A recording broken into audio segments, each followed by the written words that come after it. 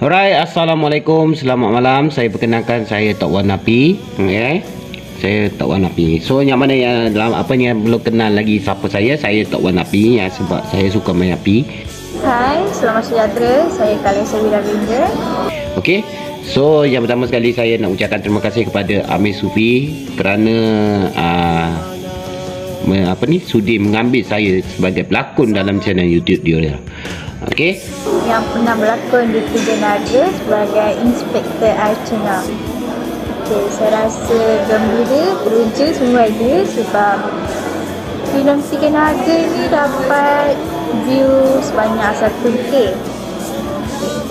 Saya rasa gembira dan congratulations to our director Amir Sufi. So jadi saya nak ceritakan bagaimana saya dapat join dengan mereka. Cerita begini, saya hari pertama saya kenal dia, pasal tu dia promote hari casting dalam cerita Faso. Okey, saya dapat terpilih, saya sebagai watak Bapak Garang tu. Okey, so jadi hari yang kedua tu pula dia kata nak buat dalam cerita Tiga Naga. Okey, Tiga Naga. Cara dia mengarah, kalau you tak faham 100 kali pun dia akan ajar you 100 kali. Dia tak akan marah. Jarang nampak dia marah. Bukan jarang, memang dia tak marah. Kalau you tak faham, you kena tanya dia.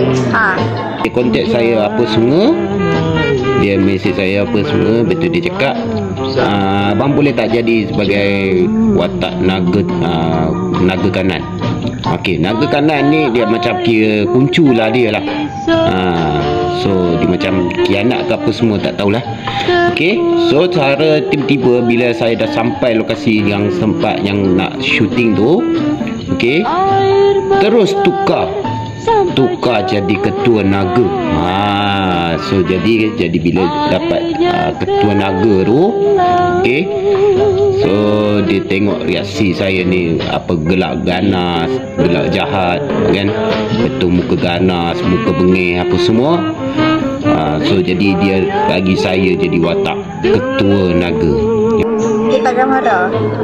Lepas tu saya rasa gembira lah saya dapat bekerja sama dengan Amir Sufi. Pasal tentang Amir Sufi sebenarnya. Amir Sufi ni dia tak pernah sombong, tak pernah belagak apa semua, tak ada langsung. Bagi saya tak ada langsung. Dia semua dia okey. Bila tempat set apa untuk syuting apa semua, dia tak pernah garang apa, tak pernah seorang marah orang, maki orang. Tak ada. Kecuali kan kalau macam dia suruh ambil barang apa kan, dia suruh ambil barang apa, kalau kita buat dek je, itu normal je lah. Dia maki macam tu lah, dia sound macam tu je lah, normal je lah. Tapi bila selepas habis shoot tu, barulah dia minta maaf apa semua bagai. Itu memang sejuk hati.